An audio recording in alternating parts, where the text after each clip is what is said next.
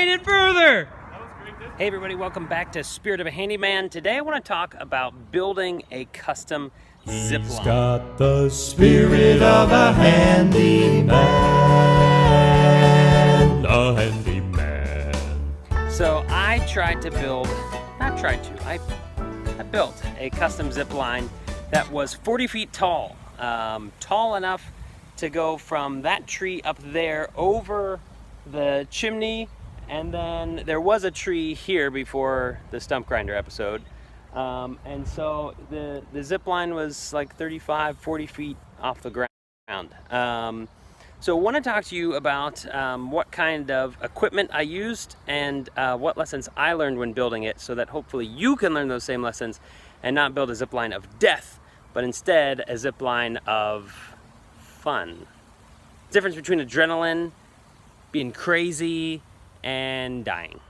So one of the initial concerns I just want to make you guys aware of if you're thinking of building a zip line is I thought all I need to do is exceed my own weight. So if I weigh 160 pounds and I designed this thing to be 300 pounds, like, okay, I can ride this thing and I could like carry one of my kids with me, or like I could ride on this zip line or one of my friends could ride on this zip line who's heavier than I am.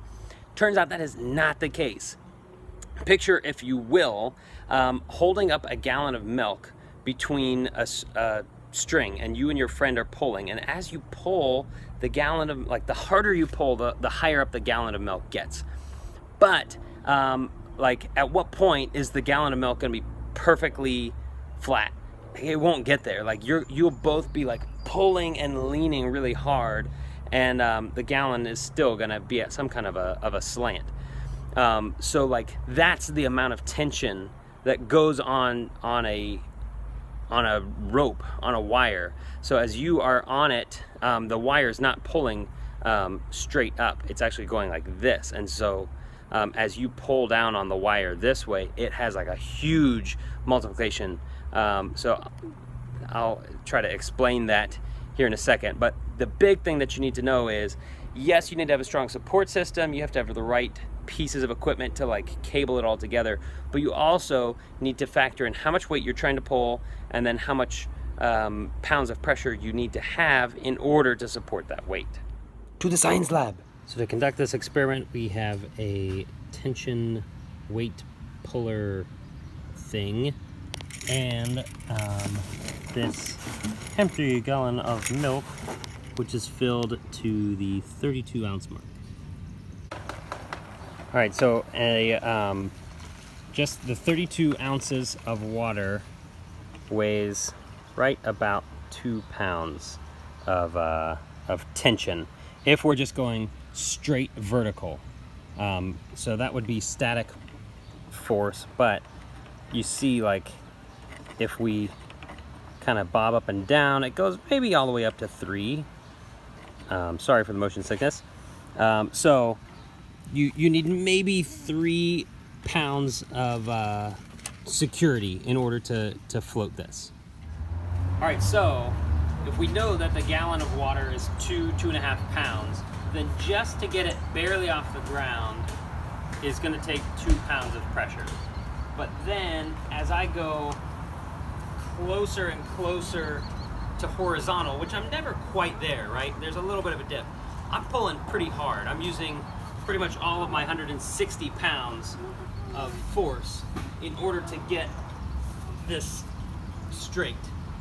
So now all of a sudden it's taking 160 pounds of tension to lift 2 pounds of weight. So let's see just what that relates to as far as the slack in the line. All right, so right now the gallon is on the ground, and then as I start to pull, now it has lifted off the ground. So 2.5 pounds of pressure. Now to get it a little higher, it takes 3 pounds. Now to get it about halfway between the ground and completely horizontal, it's taking basically double the weight of the gallon.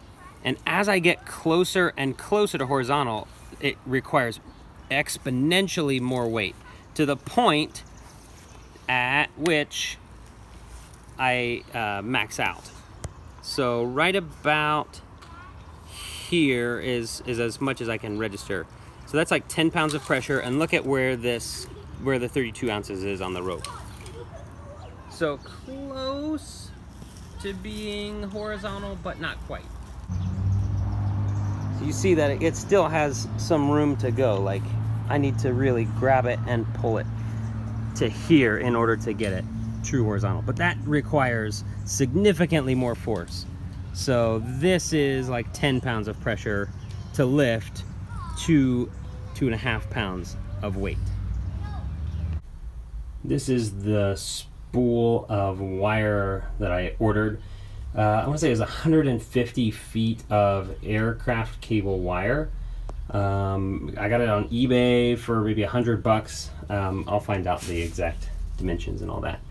And then I used this unicycle tire, which I mounted so that the wire ended up going through here. So this was all above. And the idea was that you would be able to reach up and use this pedal to kind of like pedal yourself back to base.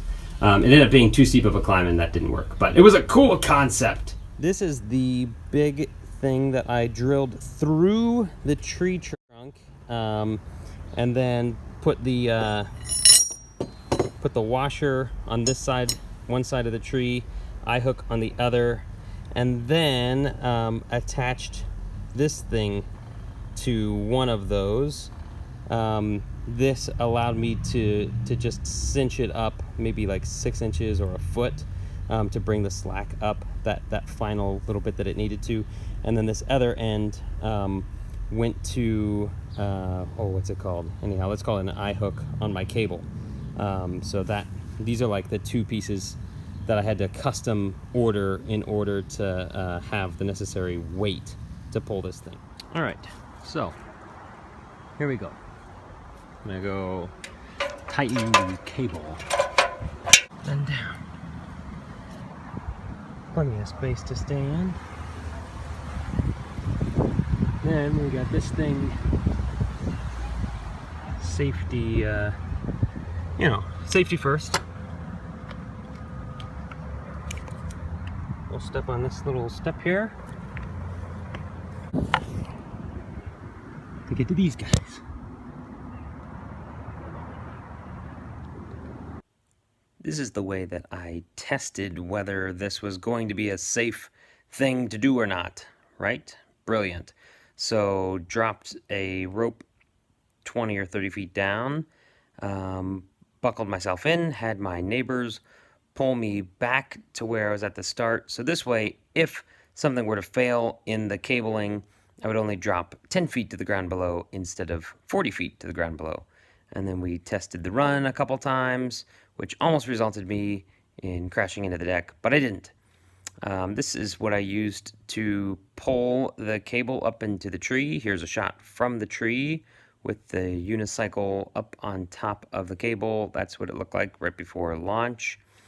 This is the look up into the tree if you're standing up there, and this is the view from the top right before we had to take the tree down. That's right, one of these trees was dying, and so we hired some arborists to come and chop it down like 3 or 4 months after this whole excursion. So there you go. That's how I did my zip line. Maybe it's really stupid and dumb, and there's an engineer out here who's going to comment down below and say, like, don't follow this guy's advice. But look, I'm here to tell you, this is what I did, and it worked, and I didn't die. So there you go. Comment down below on if you would ride on my zip line, and if you have any crazy fail ideas or anything. Anyhow, stay tuned, click subscribe, and we'll catch you next time on Spirit of a Handyman. The spirit of a handyman.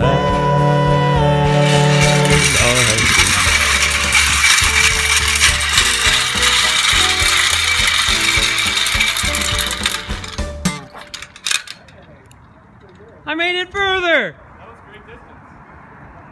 You also lost the pulley. Oh my gosh!